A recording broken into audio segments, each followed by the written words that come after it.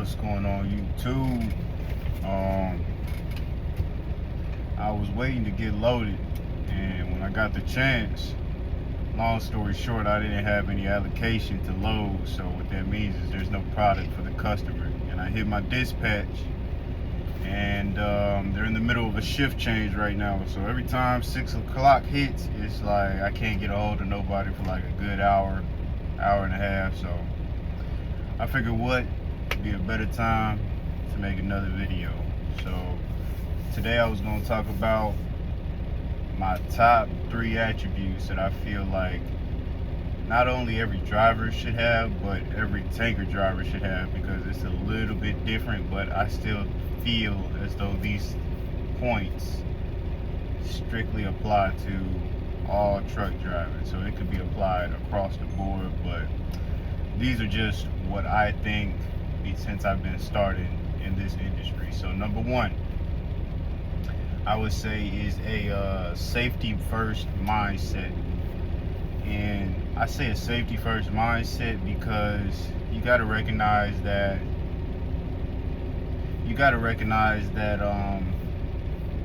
you're now hauling hazardous materials. And also a tanker truck, these loads are extremely unforgiving to the mistakes that you may make while on the road, or anything that may pop up while you're driving down the road. I feel personally that you have even less time to react, just due to the fact that you can't stop it smoothly. You can't make adjustments to the wheel as much as you would a dry van. Your load is constantly moving behind you. You're going to experience surge, whether it's front to back, side to side, and also depending on how you're loaded. So say if you're front heavy, okay, your load's a little bit closer to you. But if you're back heavy, so it's like your last compartment is loaded, well, that's going to swing a whole lot more. At least in my experience, it has. So also depending on what kind of product you got back there, it's like how heavy is it? How evenly is your load distributed on your trailer? So I just want to say a safety first mindset is extremely crucial to avoid incident. Also when you're when you're handling these materials, you need to keep in mind of what are you dealing with here, right? It's very easy to, I say, let the day-to-day motion of things kind of let you forget of what you're doing, because number 1, we don't get paid by the hour. You get paid by how much you complete. 2, it gets a bit, you could say, boring or repetitive, right? So in one of my last videos I posted, I made a mistake just based off of the simple fact that I was tired, and I do this all day, almost every day, right? If I'm pushing 60-70 hours a week, that might look like a good 6 days. So it's important to keep a safety first mindset while you're doing this. Another thing is that when you come into these facilities, you have cameras all around you. They can see what you do. They're watching you. They're waiting for you to make a mistake. And when you make a mistake, you'll get a slap on the wrist, right? You might get locked out. You can't come back for 3 days to a week, depending on where you're at. You do it again, okay, another slap on the wrist.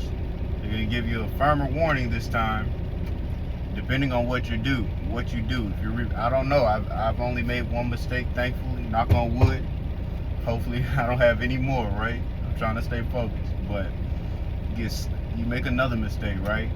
Now they're gonna lock you out even further. I forgot how long it's gonna be, but you can already expect a steeper consequence. So, say you do it again. You scully out, which means you basically overflowed the tank, made a mess, you damaged something, you had another mistake. Well, now they're gonna say you're locked out for life, right? And when you're locked out for life, that means you can't come back, and you can't use that loading facility. And how do we make our money? Is by getting the loads. If you can't get the loads, the company can't use you, and then therefore more than likely you're getting fired, unless you could transfer departments and be an office person or something. I don't know. But even if you were to switch companies, you are still locked out from the loading rack, so the company doesn't have the truck loaded with gas. You have to go get the gas and from different loading racks, which how should I say this? The more cars that you have at different loading racks, the more ability you have to get loads, because I would say this, it affects your pay directly because you're only getting paid while you're loaded. So if you're driving past multiple racks because you're not carded there and you got to drive 30 miles as opposed to 15, it's like, hey, that's 15 miles you could have been getting paid, but now you can't because you're locked out. You know what I'm saying? So like, another thing is, how you do anything is how you do everything. So if you're not being safe at the rack, that means you're more than likely not being safe at the stops, right? So when you're at the stops, a whole lot of people are going to be in and out of these gas stations, and a whole lot of people are not going to be paying attention. And if you leave those cones unattended for even a split second, I promise you, there's going to be that one person who's going to try to drive through your cones, or your dropper's going to be open. I can't tell you how many times, like, I've had to like yell at people or scream at people because they try to drive through the cones I set out and the drop is open, and they try to long story short, this stuff is highly flammable. So the heat for your car can ignite these fumes, excuse me. So when you're driving through, they're potentially creating a fire hazard, and it's not up to them to know, but you set the cones out for their safety, and so you can have some space to work. But people who don't really care, they just care about themselves, right? Not knowing that they'll probably be the first person to get injured, right? But if anything happens, and say you left those, you weren't paying attention how you supposed to, and they see that on the camera, it's gonna fall back on you. In companies like this, in jobs like this, if you get in a car accident, have a spill, overflow something, everything falls back on the driver. So you want to try to cover yourself as much as possible by doing things by the book as much as possible. I had a situation, I want to say like a week, 2 weeks ago, where the customer told me to mix the fuel. I didn't feel comfortable with it. Everybody said, you know what, it's okay, do it. But safety protocol calls for you not to be overflowing tanks, filling up the tanks. Now, some people do it. It seemed like they was just so laxed about people doing it. So that tells me it's not the first time they told a driver to just go ahead, top that tank off as much as you can, and then take the rest of it and dump it in another tank. I didn't want to do it.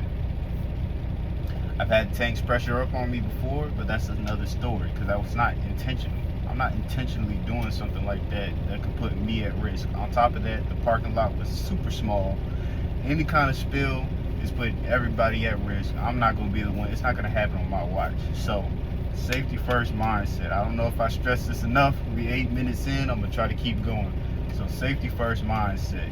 It keeps you safe, keeps you making money, and it keeps you eating.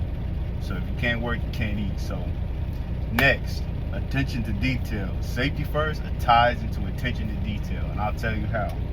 When you're missing stuff, you're not being safe. You're missing steps in the loading procedures, you're not being safe. Loading and unloading, product handling, whatever you want to call it, pre-trips, it all ties in together. Because like I said before, how you do anything is how you do everything. So I would say attention to detail is extremely crucial. When you're dropping this gas, if you accidentally start to cross drop, you cannot undo it.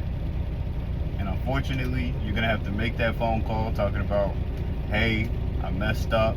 They're gonna ask you what happened. Oh, and it's gonna make you feel stupid, because typically regular gasoline is labeled the white. Super or 93 gasoline is labeled red, and then diesel is either green or yellow. So if you take diesel and drop it in the super, which is yellow, and dropping it in the red, and you have to make that call, well then they're straight gonna say you just weren't paying attention, you were distracted, and that's going to be the end of that. So then you're going to have to deal with those repercussions. On top of that, if you've been making mistakes before, if you've been missing stuff, you've been having problems at the loading rack, they could fire you. You know, they could fire you on the first instance. They could give you chances because you're typically a great driver. You get your loads done on time without incident, you know. So I would say just make sure you're paying attention to detail.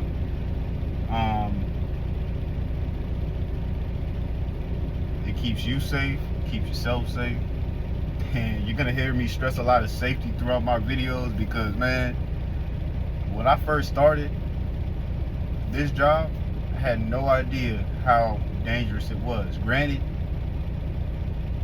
I'm just thinking like, oh, it's another job. You're gonna pay me? Let's do it. Like, I didn't care. I went through the whole hazmat process, dealing with hazardous material. That's crazy. The job is labeled hazardous. I had to go get fingerprinted and everything, so they could make sure that, hey, he could go and haul these loads and he's cleared, you know, whatever you want to call it. But I had no idea how dangerous this job was until I first started. And then it was like within the first month or two, back to back, it was like 2 or 3 guys died. Now it wasn't with my company specifically, but it's just like, man, it kind of made me think. And then when I was in traffic, I was doing something. I think I made like a real quick turn where I jerked the wheel, and then my trainer, the guy who I was training with at the time, he was like, I'll never forget, he kind of like stopped me and we was rolling. He was kind of quiet for a minute, and I don't know if he knew how to put it, but he was like, man, what you did is like, it's not cool, you know. He wasn't a jerk about it, but he was like, it's not cool, it's not good, you know. And he was like, he looked me in my eyes and he said, you can die. And at that moment it clicked, because I was kind of just like, oh, I'm driving a truck, like, you know, I'm cool, I'm getting paid, like, it's lit. No, he looked me in my face, he said, you can die. And then on top of that, if you go look up, I didn't even think to do this, but if you look up what happens when a tanker truck crashes and you see those fires typically burn at like 1,300 degrees. If you crash out and you're the only one here, nobody's gonna be here in time to save you. It's just you and this tank. So you're really messing with fire. Like, so just pay attention to what you're doing, keep yourself safe, keep others safe, and drive defensively. I hope I stressed that enough. I know I did. And the last one, right?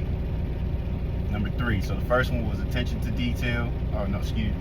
The first one was a safety first mindset. Second was attention to detail. My third one is patience. Why do I say patience? I say patience because this, yeah, you know how to drive a truck, right? But there's a reason they say, yeah, we want you to have 2 years of experience and a clean driving record. One, it takes a certain type of person to haul these. If you want to think about it like this, you are driving like I don't know how much these things weigh, 80,000 pound bomb strapped to the back of you, right? I don't know how much they weigh completely loaded. I should probably look that up, but hey, back to the point. You're driving a big ass bomb around the city for 12 hours a day.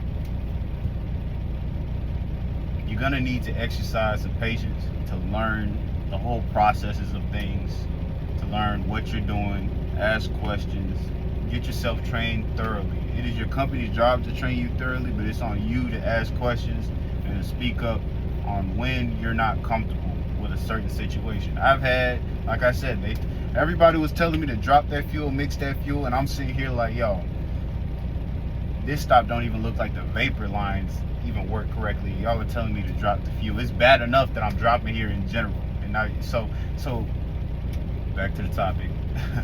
My bad, y'all. Have patience with yourself when you're learning this, when you're truck driving. Hopefully this call don't interrupt my video.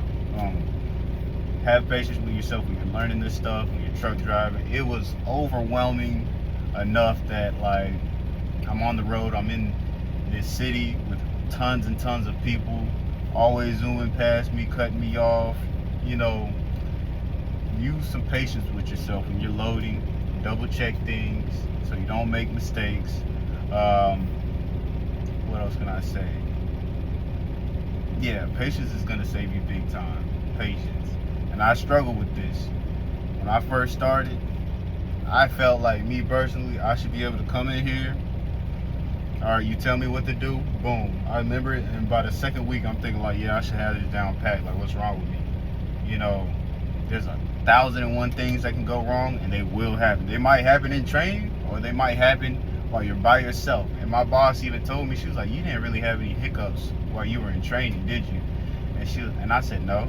And then she was like, She's like, well, then more than likely you're gonna have to experience them by yourself. You're gonna be making a whole lot of phone calls. And when I tell y'all, I was making a whole lot of phone calls in the middle of the night,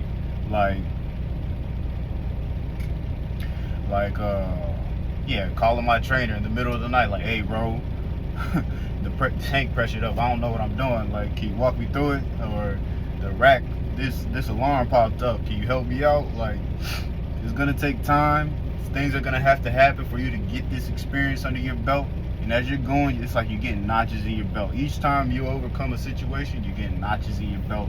You're getting more experience. And then pretty soon, people are gonna be calling you, asking you, hey, can I have your phone number so I can call you in case I have any issues? And you're like, man, I remember when that was me. Of course, call me, ring my line. It'd be times where I'm off, I'm asleep. Coworker might hit me, and they're like, hey, bro, you ever experienced XYZ? I'm like, oh yeah, just do this. And they're like, man, I've been sitting over here for like 30 minutes trying to figure this out. And it's like, well, there you go, you know, quick and simple. So yeah, give yourself patience. Be patient with yourself, and also be patient with your coworkers, man. You know, when I first started, another thing was I would run into a lot of no allocation issues. So no allocation, once again, is where you don't have any products to load for the customer. And you can't do anything about it. You either have to wait till the reset at midnight so where you can load, or you have to go somewhere else if you can load it from somewhere else. And man, when I tell you, tell me you wait in line for an hour, and then you finally get to load, and then you find out, hey, there's no more product left for you. And you're gonna be sitting here like, and then the dispatch tell you, well, go to such and such to go get it. And then mind you, you're not getting paid. You might get paid like $15 to move, but say that's a 30-minute drive to go over there, and then you gotta wait in line all over again. You're gonna be pissed. You're gonna be pissed. But have patience, you know. And then work on establishing rapport with your dispatchers, and then they'll be more likely to work with you, because it's like, all right, they know you a little bit better. So you know what? They're gonna say, Anthony, I mess with you.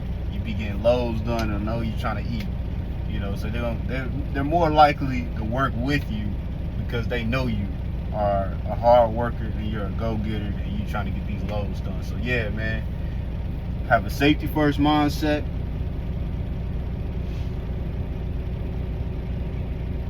Have a safety first mindset. Pay attention to detail and have patience with yourself, with others that you work with everybody on the road. You know, and just keep your head on the swivel, man. So I hope this was insightful.